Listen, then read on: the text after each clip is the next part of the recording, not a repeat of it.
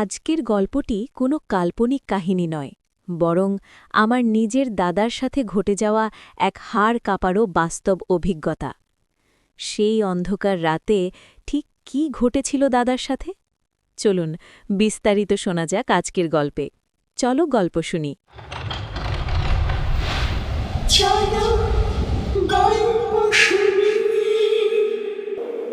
নিশির রাতের মৎস্য শিকারী, এক রহস্যময় সত্য ঘটনা।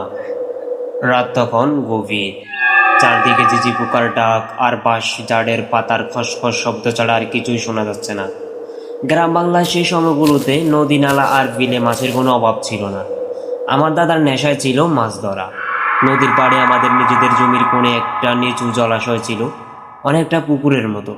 বর্ষার পর সেই জায়গায় প্রচুর শোল, গজা আর পুঁটি মাছের আনাগোনা হতো। সেদিনও দাদা একাই গিয়েছিলেন মাছ ধরতে। মাছ ধরতে ধরতে সময় যে কীভাবে কেটে যায় তার খেয়াল ছিল না। যখন হুঁশ ফিরল, তখন ঘড়ির কাঁটায় 12টা পেরিয়ে প্রায় একটা ছুঁই ছুঁই। চারপাশটা কেমন যেন থমথম হয়ে আছে, বাতাসটাও ভারী। হঠাৎ দাদার মনে হলো তার পেছনে অন্ধকারে কেউ একজন ঘোরাঘুরি করতেছে। মাছ ধরা শেষ করে ফুলে গুছিয়ে যখন তিনি উঠতে যাবেন, ঠিক তখনই সামনে একটা দীর্ঘ ছায়া এসে দাঁড়ালো। সাধারণ কোনো মানুষ নয়, তার অবয়বটা অস্বাভাবিক। লম্বা চুলওয়ালা সাদা কাপড় পরা একটা মহিলা। এই কি? দাদা তার দিকে তাকাতেই দেখে, এই কি, সেই মাটির উপর দাঁড়িয়ে নেই, শূন্যের উপর ভাসছে। দাদার আর বুঝতে দেরি হলো না আসলে সেই কে। সেই অন্ধকার মূর্তিটা এক অদ্ভুত গম্ভীর গলা দাদার কাছে মাছ চাইল। দাদা ভয় পেলেও তা প্রকাশ করলো না। সাহসে বুক বেঁধে বললেন, একটু দাঁড়া, আমি কেবল মাছগুলো গোছাচ্ছি, ধরা শেষ হোক তারপর তোকে দিচ্ছি। 5-10 মিনিট কেটে গেল। সে ছায়াটি নিস্তব্ধ হয়ে দাঁড়িয়ে রইল। এরপর আবার সেই একই কণ্ঠস্বর।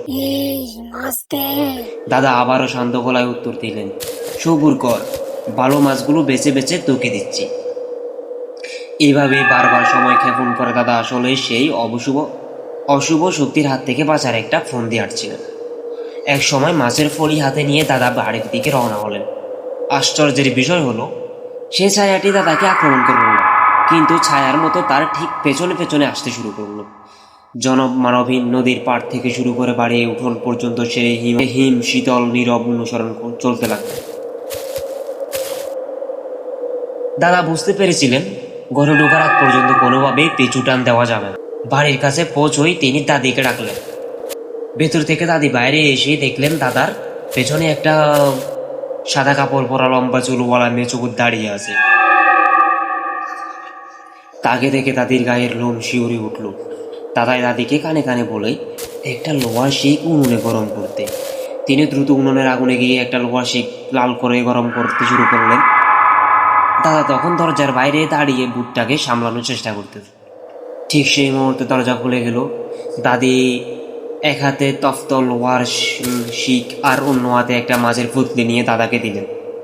মাছের পুঁটলিটি ভূতের মুখের সামনে দাদাই ধরল এবং দাদার বাম হাতে ফিটের পিছনে লোহার শিকটা ছিল। ভূতটা তো মাছগুলো দেখে অনেক খুশি। সেই খুশিতে মাছগুলো খাওয়ার জন্য যেই হা করলো, দাদা ঠিক তখন এই পেছন থেকে লোহা শিকটা এনে ভূতের মুখে ঢুকিয়ে দিল। সে ছটফট করতে করতে একটা কাকে পরিণত হয়ে গেল। দাদির মুখে শুনি ভূতেরা নাকি মারা গেলে কোনো একটা প্রাণীর রূপ ধরে। দাদা যে ভূতটাকে মেরেছে সে কাকের রূপ ধরেছে। তারপর দাদা কাকটাকে নিয়েই বাড়ির উঠোনের এক পাশেই সেটাকে কবর দিয়ে দিল। এই ঘটনার পরেই দাদার গায়ে ভীষণ জ্বর আসে।